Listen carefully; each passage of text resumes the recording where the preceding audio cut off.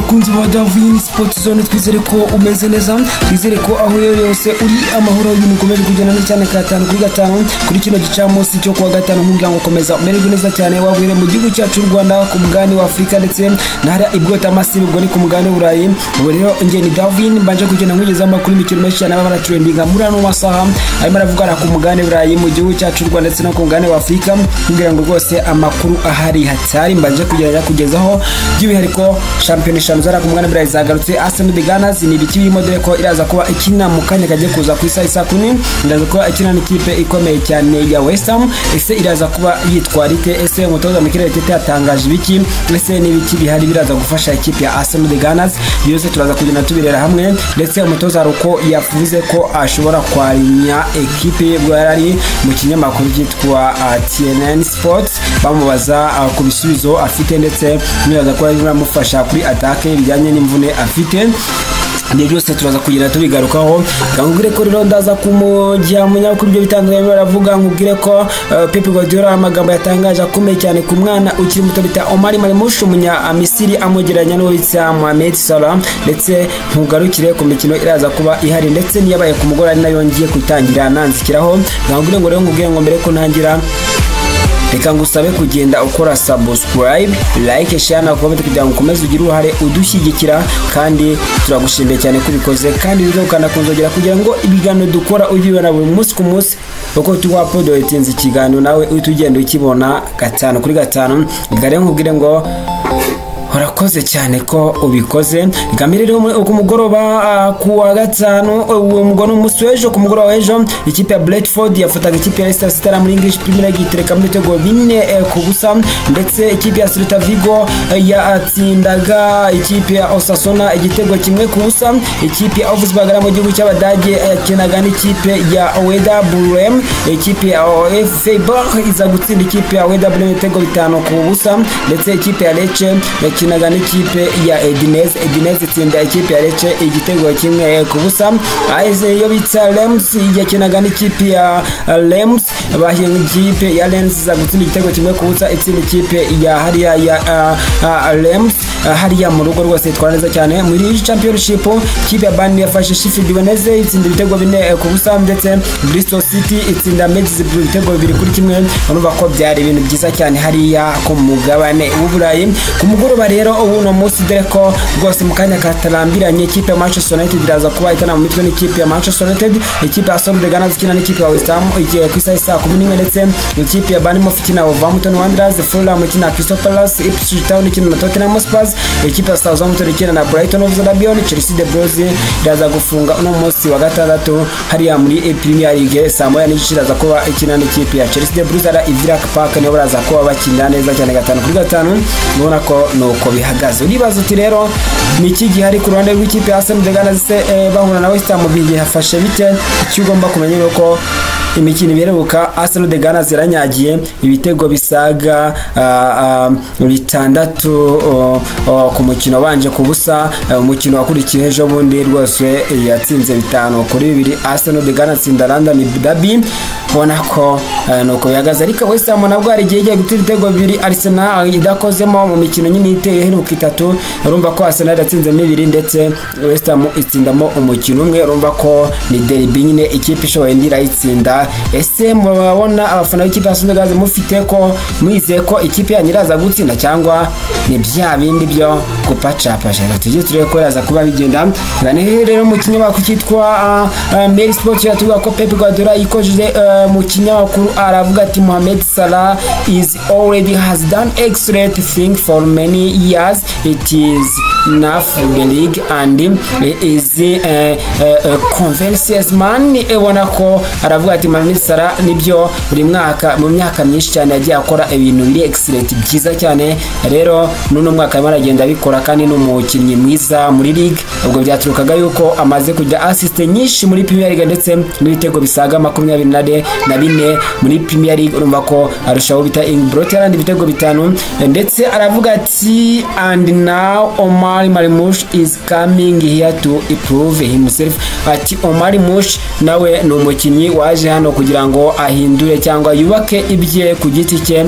Abarumva ko yasubizaga bamugereranya bafata Omar Marmoush bakamugereranya Mohamed Salah cyane ko baturuka mu gihugu kimwe. Urumva ko bimeze neza cyane. Navuga ati Omar Marmoush hat-trick yatsinze yari nziza kandi radushimishije kandi arifuza kuba yakora ibikomeje bigiye bitandukanye. Ubwo ni Pep Guardiola ashimagiza uwo bita Omar Marmoush. Inigo Martinez and Barca in Udine until 2026 agreed in Jana and sent to be said soon. Aratubwira ati rero Inigo Martinez yongera amasezerano kugera 2026 ndetse rwose byabaye confirm. Durumva ko Inigo Martinez ni umukinnyi wiza cyane mu ikipe FC Barcelona. Aha rero kuri no foto mwa maragenda mubona yari mara celebrana cya gikombe batwaye ikipe ya Real Madrid hariya muri Qatar muri Doha. Ubona ko rwose bari bimeze gutyo. Arine Slot aravuga ati now we have a very good idea about the summer plan. Ati bungu tuba planninga muri summer tutekereza ko tuzagera kuri byishane hariya muri summer.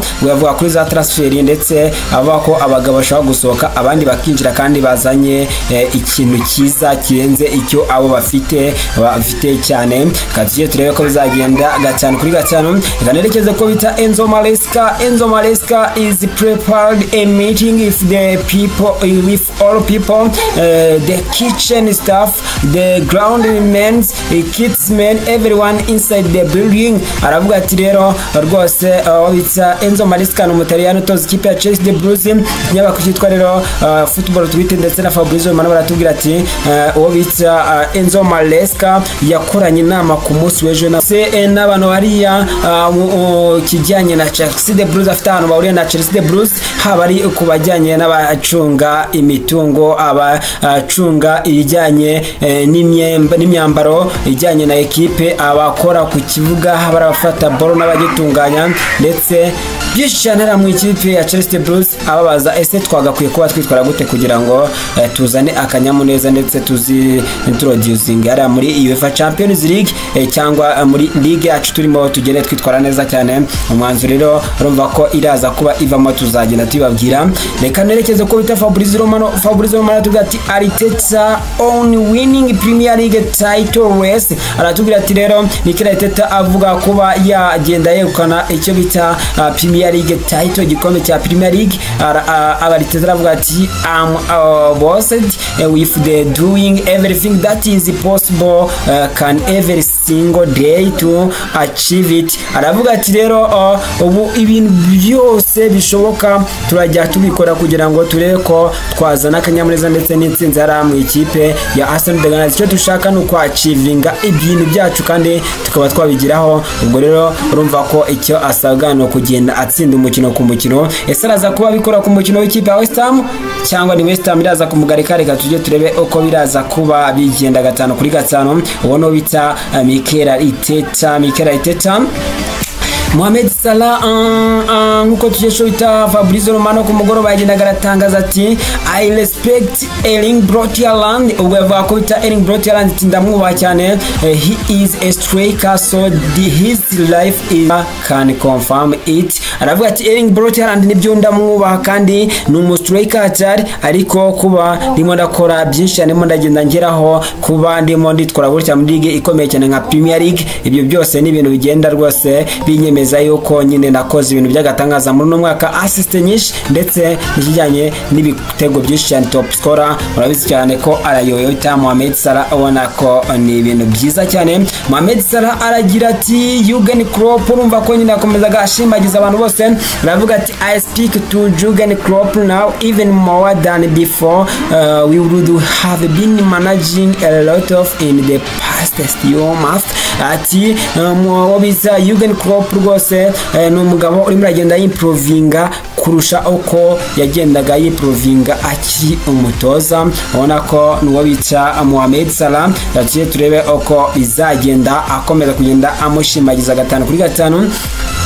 abona ko nuko bimeze. Uribaza uti rero Arsenal iraza kuba yitwara ite, ese uwo bita Mikel Arteta araza kwarinya mu kibuga abakinnyi gute? Ibyo byose nakubwiye ngo weho wahisemo neza ko wahisemo Darwin, nje kugenda byo kugezaho 5 kuri 5 bireko mbandi tayari. Rero no buryo butatu Mikel Arteta yavuze ko yakarinyamo abakinnyi be kugira ngo azane ibisubizo mu kijyanye na attack. Rero mwizamu yabanjemo bita David Raya, ubwo ni uburyo bwa mbere areba ku kihinduka nicyo bita attacking position. Abona ko muri 11 David Raya ari mwizamu, Julian Timber ari hariya ku ruhande rumwe, urundi rukinaho bita Lewis Kelly, babiri n'abandi badasimburwa no bita William Saliba ndetse na Gabriel Magalhaes. Hariya batatu bagenda bakina nk'aba mediateur no bita Thomas Partey uruhande rumwe, n'undi rukina Declan Rice, hagati y'abakina bita Martin Odegaard ndetse umugabo ukomeye cyane bita Leandro Trossard akina uruhande rumwe, urundi rukinaho Ethan Nwaneri, Chidebere, Raheem Sterling ayataka izamu. Ubwo ni uburyo bwa mbere. Reka nge rero ku wundi buryo uze kumbwira ko wemeranya n'ubu buryo, ndagenda nkubwire ngo ashobora gukinisha abakinnyi barimo Ricardo Calafiori, mwizamu harimo David Raya, Julian Timber, urundi rukina Lewis Kelly, Ricardo Calafiori akina na William Saliba, Thomas Partey uruhande rumwe, urundi rukinaho Declan Rice, Odegaard ari hagati yabo ndetse Ethan Nwaneri, Trossard uruhande rundi ndetse wita Gabriel Magalhaes yataka izamu. Urumva ko biratangaje umuntu umuseta nkariya muri defense akaza gukina kuri attack, ariko mukinnyi bita rwose Gabriel Magalhaes yagiye yigaragaza dore ko yagiye agoboka Arsenal mu minsi igiye itandukanye.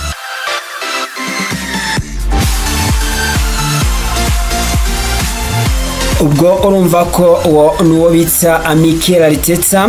Ubundi buryo ikipe ya Arsenal yagakwiye kuba yatakisha batatu bari imbere. Mwizamu bitsa Mikel Arteta yabanjemo bitsa David Raya Santana ya Espagne, urundi ruhande rumwe ari muri defense rukina bita Julian Timber, urundi rukina Lewis Kelly, Gabriel Magalhaes ndetse na William Saliba bakina, ndetse hariya imbere yabo Declan Rice ndetse Martin Odegaard ndetse no bita Thomas Partey umunyagana bakina. Hariya rero batakisha bita Raheem Sterling uruhande rumwe, urundi rukina Ethan Nwaneri, Chidebere, Leandro Trossard agakomeza akina neza cyane yataka izamu. Ese uremeranya no bita Mikel Arteta cyangwa urabona ari kwigana inoti? Nibyo gutegereza tukareba uko araza kuba abyitwaramo. Ubona ko ni ibintu byiza cyane.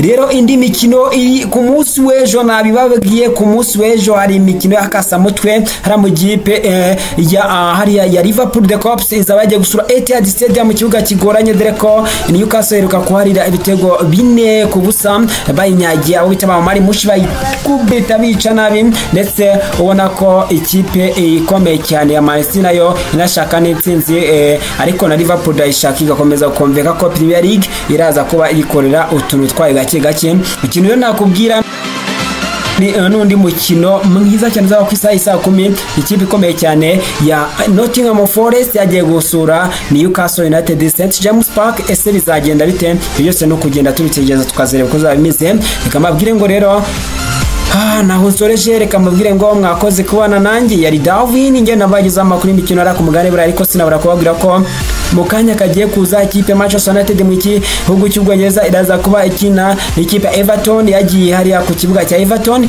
ndetse umutoza witwa David Moyes yongera guhura n'ikipe ikomeye cyane ya Manchester United yabayemo. Anaho kandi mu gihugu cyacu cy'u Rwanda ikipe ya Rayon Sport iraza kuba ikina n'ikipe y'Amagaju kuri stade mpuzamahanga ya Huye. Ni mu kanya kagiye kuza ku isaha 9 baza ko batana mu mitwe. APR nayo yerekeje hariya mu karere ka Huye ku munsi w'ejo izaba ikina n'ikipe ya Mukura Victor Sport. byose rero ntimuzabicikwe. Ibindi mu kanya kagiye kuza tuganira andi makuru menshi cyane y'imikino araza kwagezweho. Ngababwira ngo mwakoze kubana nanjye, Imana ikomeze ibarinde ibiteho. Assalamu alaikum, ndabakunda cyane.